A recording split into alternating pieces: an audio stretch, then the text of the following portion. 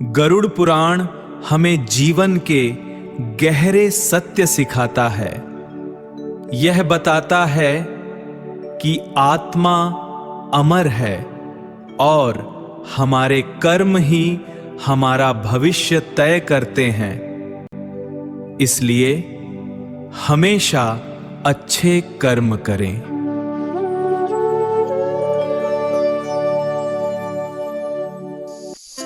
गरुड़ पुराण, जीवन और मृत्यु का शाश्वत सत्य। गरुड़ पुराण केवल एक ग्रंथ नहीं है, बल्कि स्वयं भगवान विष्णु द्वारा दिया गया वो ज्ञान है जो मनुष्य को अंधकार से प्रकाश की ओर ले जाता है। जब पक्षीराज गरुड़ ने प्रभु से पूछा कि तारांकन, हे नारायण, जीव मृत्यु के बाद कहाँ जाता है और उसे अपने कर्मों का फल कैसे मिलता है, तब प्रभु ने इस पवित्र पुराण का उपदेश दिया। 1. कर्मों की गति। प्रभु कहते हैं कि हमारा शरीर तो मिट्टी है, लेकिन हमारी आत्मा हमारे कर्मों की परछाई है। जैसे एक किसान वही काटता है जो उसने बोया है, ठीक वैसे ही मनुष्य को अपने हर छोटे से छोटे अच्छे या बुरे काम का हिसाब देना होता है। जो व्यक्ति प्रेम, दया और सेवा का रास्ता चुनता है, उसकी आत्मा शांति को प्राप्त करती है। 2. यमलोक की यात्रा। गरुड़ पुराण में बताया गया है कि मृत्यु के बाद आत्मा को यमलोक ले जाया जाता है। ये यात्रा उन लोगों के लिए बहुत कठिन होती है जिन्होंने जीवन भर सिर्फ स्वार्थ और क्रोध को अपनाया। लेकिन जो लोग धर्मी होते हैं और परोपकार करते हैं, उनके लिए ये रास्ता सुखद और शीतल बन जाता है। 3. प्रेत योनि और मुक्ति। जब हम किसी की मृत्यु के बाद गरुड़ पुराण का पाठ करते हैं, तो उसका असली उद्देश्य उस भटकती हुई आत्मा को रास्ता दिखाना होता है। ये पुराण बताता है कि कैसे परिवार द्वारा किए गए पिंडदान और दान पुण्य से आत्मा को कष्टों से मुक्ति मिलती है और वो अगले लोक की ओर प्रस्थान करती है। 4. जीवन का उद्देश्य।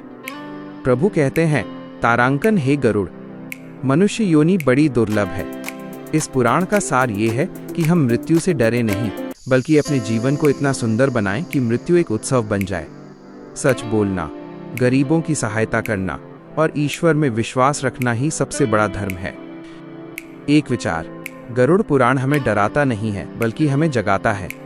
यह सिखाता है कि आज का हर एक पल कितना कीमती है और हमें इसे धर्म के साथ जीना चाहिए। आइए अब हम गरुड़ पुराण के उस हिस्से की ओर बढ़ते हैं जहां यमलोक के मार्ग और आत्मा के सफर का बहुत ही विस्तार से और मर्मस्पर्शी वर्णन किया गया है।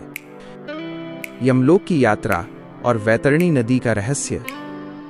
भगवान विष्णु गरुड़ जी से कहते हैं कि जब आत्मा शरीर छोड़ती है तो उसके कर्म ही उसके साथ चलते हैं।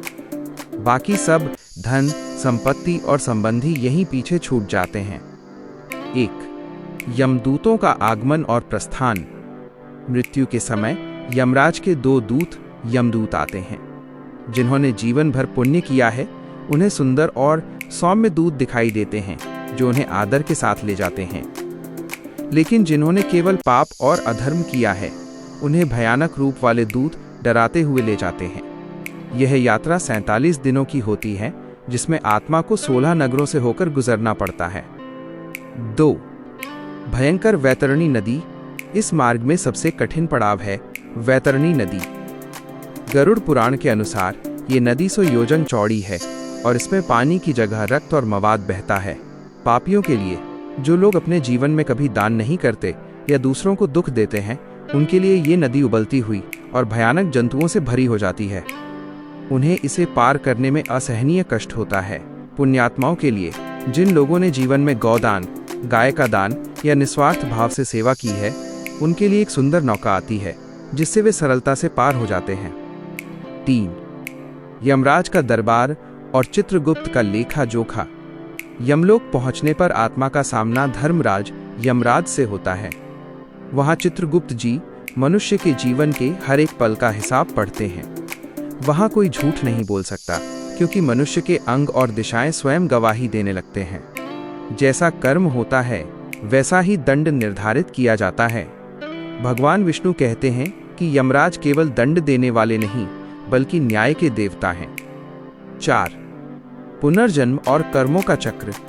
सजा भुगतने के बाद या स्वर्ग के सुख भोगने के बाद आत्मा को फिर से नया शरीर मिलता है। जिसने ज्ञान और भक्ति की होती है, वह उच्च योनि में जन्म लेता है।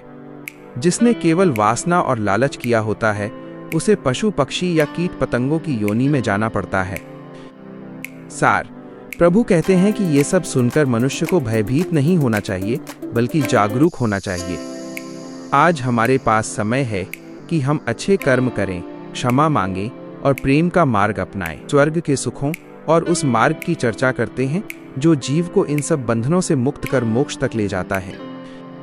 नरक, स्वर्ग और मोक्ष का विस्तार भगवान विष्णु गरुड़ जी को समझाते हैं कि यमराज का न्याय बहुत सूक्ष्म है। यहाँ हर अपराध के लिए एक विशेष स्थान और परिणाम निश्चित है। 1. नरक के विभिन्न द्वार, कष्टों का वर्णन। गरुड़ पुराण में मुख्य रूप से 28 प्रकार के नरकों का वर्णन है। यहाँ आत्मा को उसके पापों के अनुसार रखा जाता है।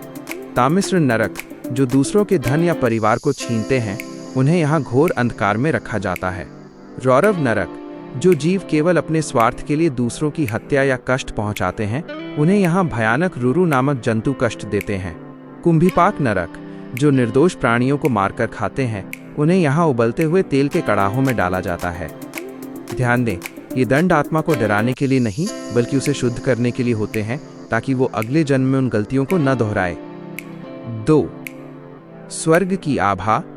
जिन मनुष्यों ने परोपकार, सत्य, तप और दान को अपने जीवन का आधार बनाया, वे देवलोक या स्वर्ग जाते हैं। वहाँ कल्प वृक्ष की छाया, देवताओं का सान्निध्य और असीम मानसिक शांति मिलती है। स्वर्ग में जीव तब तक रहता है जब तक उसके पुण्यों का फल शेष रहता है। पुण्यों के क्षीण होने पर उसे पुनः मृत्युलोक, पृथ्वी पर जन्म लेना पड़ता है। 3. मोक्ष, परम पद की प्राप्ति। स्वर्ग और नरक दोनों ही अस्थायी हैं। असली लक्ष्य तो मोक्ष है, जन्म और मृत्यु के इस चक्र से हमेशा के लिए मुक्ति। भगवान विष्णु कहते हैं कि मोक्ष के 3 सरल मार्ग हैं। 1. भक्ति योग, निष्काम भाव से ईश्वर का नाम जप और स्मरण करना। 2. ज्ञान योग, ये समझना कि ये शरीर नश्वर है और आत्मा अजर अमर है। 3. कर्म योग, फल की चिंता किए बिना समाज और दीन दुखियों की सेवा करना। 4. गरुड़ पुराण का अंतिम संदेश।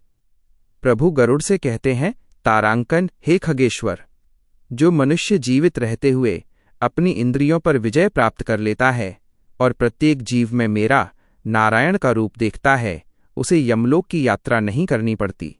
उसके लिए अंत समय में मैं स्वयं प्रकट होता हूँ। एक शांति का अनुभव। कल्पना कीजिए कि जीवन एक बहती हुई नदी है। अगर हम इसमें सच्चाई और करुणा की नाव लेकर चलेंगे तो वैतरणी जैसी नदियां भी हमारे लिए फूल बन जाएंगी।